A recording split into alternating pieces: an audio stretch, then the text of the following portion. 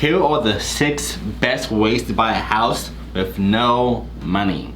Yes, you heard that right. The 6 best ways to buy a house without any capital as fast as possible. And the 6th one is crazy, so make sure you stay to the end for that. And also make sure you subscribe, follow me as well, leave some comments. I'm gonna break down the best strategies with number 1 being hard money. This is the most common way people do to buy properties. I have a client right now who did the same exact strategies this last week. We're buying a house way below market value thanks to my negotiations, Paris. And because of this, we're using hard money to buy the property. Now, this one's a little harder to do because hard money normally will lend to you 70, 80, sometimes even 90%. And if you're lucky, 100%, which is the goal. So in this scenario, you have 100% funding, and they can even do your rehab fund and so forth as well.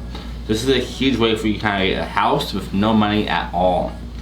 Number 2, this way also is kind of a combination of using the hard money, but also using a gap funder, and sometimes as well as a gated loan too. So 3 different loans all in one place, all unconventional loans though. Hard money, you know, be the standard thing I said before. It's a private person who has lots of money, you know, charging you a higher interest rate to use funds for the property. Some of them don't mind about credit scores, they don't care about your background, your job and so forth. They can only see the property can be a good investment. Sometimes not even that much. Now the gap lender, this is going to be the difference. Let's say that you don't have 10, 20 or 30% for the down payment. That is the case, a gap lender will give you the additional funds to make that happen. So it's kind of a win-win. Now the whole property is financed. And then if you're new to buying real estate, of course there are other fees involved as well. One of them is earnest money. The earnest money is going to be 1% of the house value. So let's say the house is worth $100,000. The earnest money would be $1,000 for that one. Now having this says to the sellers, okay, I'm a serious buyer and I want to buy this property. Here's $1,000 and I'm good faith I'm going to be there for you. I'm going to close. Now if you do close, that $1,000 would go back towards your fee at the end of the closing period. Now this is the thing you need though for this scenario there. It works totally as possible. It happens all the time. I have people right now again going through the same exact process, and she's buying properties one out of state while doing this with this strategy. Now this works time and time again, but you gotta make sure you have the right agent working for you and with you to make sure that you have everything covered and actually be there for you. For context, if you're new to my channel, my name is Jordan Suber. I run one of the top teams within the country at my broker, the eXp Realty. #1 for Lakeway, top 2 for Austin, Texas, a self-organized team, and top of the country as well. Because we help our clients just like you save an extra 5 to 6 figures when buying properties, or make that much as well when selling houses too, which is our specialty. You know, we have a proven, repeatable process designing the best price for your home.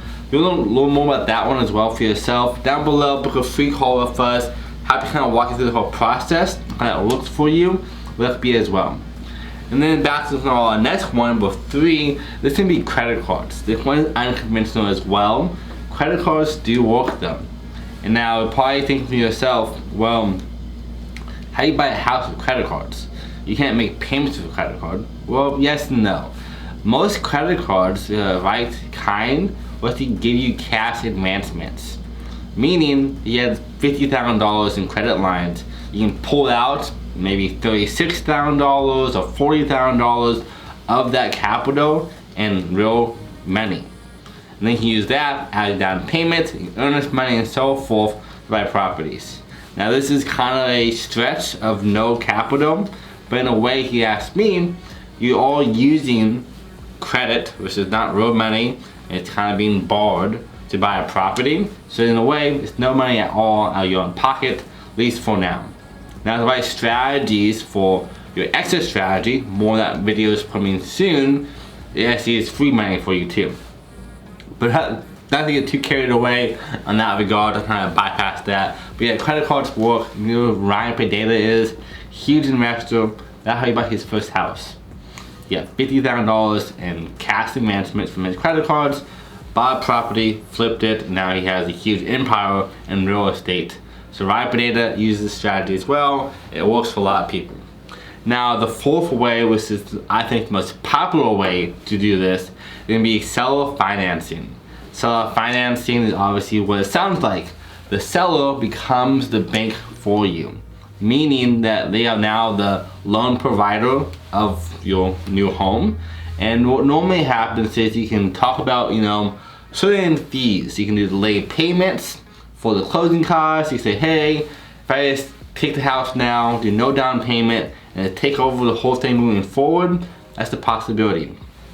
Or a little more advanced strategy is a sub-2 wrap, meaning that you will take over the loan for themselves, pretty much keep it in their names, but now you're making payments for them, which is another strategy. This allows you to pretty much own the property and not have to have any banks involved and so forth. Again, way more advanced, and most people who do sub-2 wraps are doing so because they're in hardship conditions. But be foreclosed on, behind on taxes and so forth. If that is the case, you have to pretty much catch them up in the back payments, which does require money. So that one I probably will try to avoid if you want to do this strategy of the 6 ways to buy a house without any money. But seller financing, again, you could find a way to talk to these people, convince them to do no down payment, and then take over payments moving forward afterwards after a month or so. And that way you have a house for free with the seller themselves to make sure you have contracts in line, so that's the official. And then the 5th way, which I think is one of the best ways, is going to be all concessions. If you find a property that is on market for too long or is overvalued, I can say, hey, instead of making this $100,000 property be a $100K offer price, I instead want you to do a $30K discount. Now most people say, I'm gonna offer you $70K for this property. It's worth I know you want $100,000 for it, but to me it's worth $70,000, which is a good strategy to get a cheaper house and more equity on the back end. But instead, I actually prefer in this scenario, say, hey, your home is worth $100,000 to you. I actually want to make you an offer to buy $100K, no problem.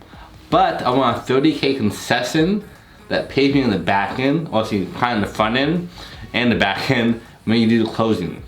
This way, when you buy this property, the closing costs could be covered completely by the concession itself.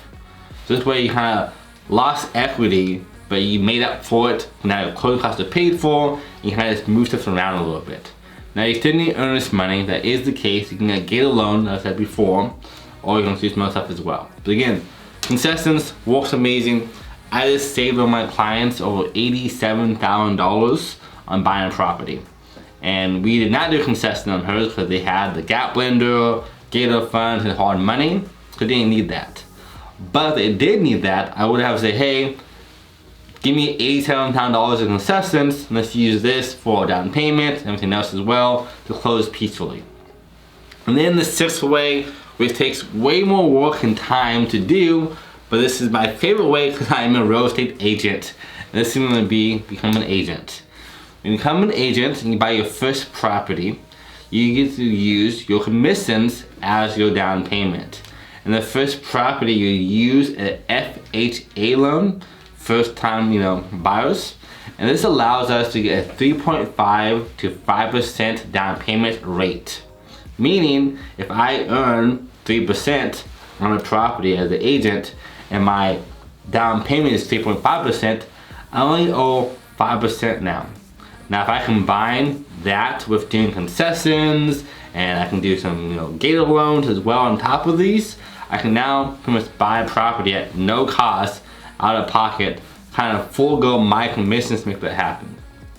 Now I know I did a lot real fast in a quick video, so the 6 ways to buy a property without any money is number 1, hard money at 100% funding.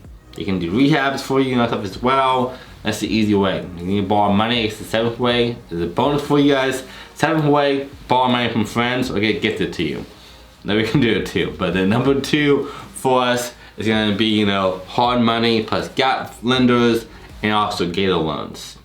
The 3rd way is going to be credit cards. This is a powerful strategy. Number 4 is going to be seller financing. This again is the most common way people do to buy properties without any money. And if you convince the sellers to do it at no payments up front, even better. The 5th way is asking for concessions from the back end that will cover your closing costs and so forth.